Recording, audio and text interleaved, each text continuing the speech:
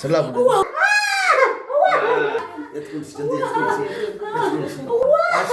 ಆಗದು ಸುಮ್ಗಿರಿ. ಕೈ ತೆಗೀರಿ.